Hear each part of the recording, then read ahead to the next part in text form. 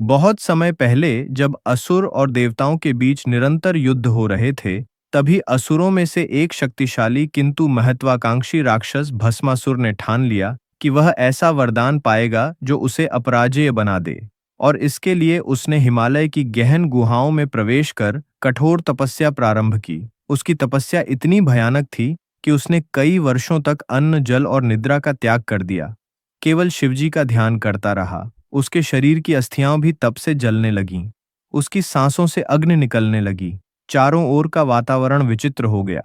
आर्षि मुनि भयभीत हो गए और देवताओं तक ने देखा कि यदि यह असुर अपनी तपस्या में सफल हो गया तो त्रिलोक के लिए संकट निश्चित है।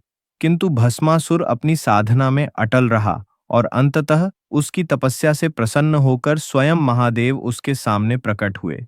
त्रिशूल और डमरू से सुशोभित, जटाओं में गंगा और चंद्रमा को धारण किए। विराट रूप में जब शिवजी प्रकट हुए तो संपूर्ण वातावरण कांप उठा।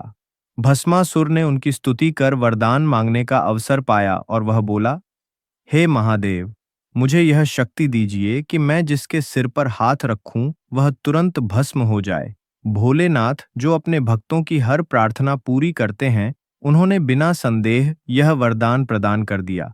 परंतु जैसे ही यह वरदान मिला, भस्मासुर का मनोभाव बदल गया। उसकी आंखों में अहंकार और शक्ति का नशा भर गया। उसने सोचा अब वह सभी देवताओं को नष्ट कर देगा और त्रिलोक पर अकेला शासन करेगा। पहले तो उसने इंद्र और अन्य देवताओं को ललकारा, जिससे देवलोक में हाहाकार मच गया। सभी देवता भय से कांप उठे और विष्णु ब्रह्मा तक चिंतित हो गए। भस्मासुर की शक्ति का रहस्य इतना भयानक था कि उसका एक स्पर्श संपूर्ण अस्तित्व को राख कर सकता था। इसी बीच उसका अहंकार इतना बढ़ा कि उसने स्वयं महादेव की ओर दृष्टि डाली और सोचा, यदि मैं शिव को ही भस्म कर दूं तो सृष्टि का कोई मुझे रोकने वाला नहीं बचेगा। और एक दिन उसने शिवजी को चुनौती दी।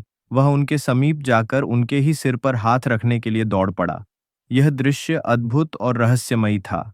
स्वयं महादेव, जो मृत्युंजय हैं, कालों के काल हैं, वे भी अपने ही दिए वरदान के कारण संकट में पड़ गए। उन्होंने समझ लिया कि यदि भस्मासुर सफल हो गया तो वे भी भस्म हो सकते हैं। शिवजी तुरंत वहां से निकल भागे और त्रिकूट पर्वत की ओर दौड़े। उनके पीछे पीछे भस्मासुर भी दौड़ता रहा। चारों ओर यह रहस्य फैल गया कि क्यों महादेव किसी असुर से भाग रहे हैं। देवता और ऋषि विस्मय में पड़ गए। आखिरकार शिवजी ने विष्णु से सहायता मांगी। तब भगवान विष्णु ने एक अद्भुत योजना बनाई। उन्होंने मोहिनी रूप धारण किया, जिसका सौंदर्य अपरंपार था।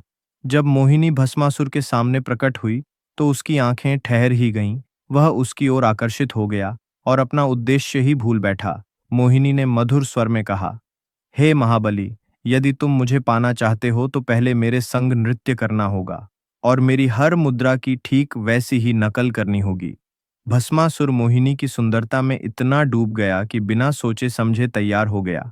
उसने उसके हर भाव और गति को दोहराना शुरू कर दिया। नृत्य चलता रहा और वह और गहराई से मोहिनी पर मोहित होता चला गया। अंततः मोहिनी ने अपनी चाल में धीरे धीरे हाथ उठाकर अपने सिर पर रखा और भस्मासुर ने भी बिना किसी विचार के वही किया। उसी क्षण उसका अपना वरदान उसके विनाश का कारण बन गया। जैसे ही उसके हाथ ने उसके सिर को स्पर्श किया, उसके शरीर में एक अग्नि प्रज्वलित हुई और वह स्वयं राख में बदल गया। देवताओं ने राहत की सांस ली। वातावरण में शांति लौट आई और यह रहस्य खुला कि शक्ति चाहे कितनी ही अद्भुत क्यों न हो, जब वह अहंकार और लालच के साथ जुड़ती है तो उसका अंत केवल विनाश ही होता है। और इस प्रकार भस्मासुर की कथा शिव महापुराण में एक अद्भुत और रहस्यमयी प्रसंग के रूप में अंकित हो गई।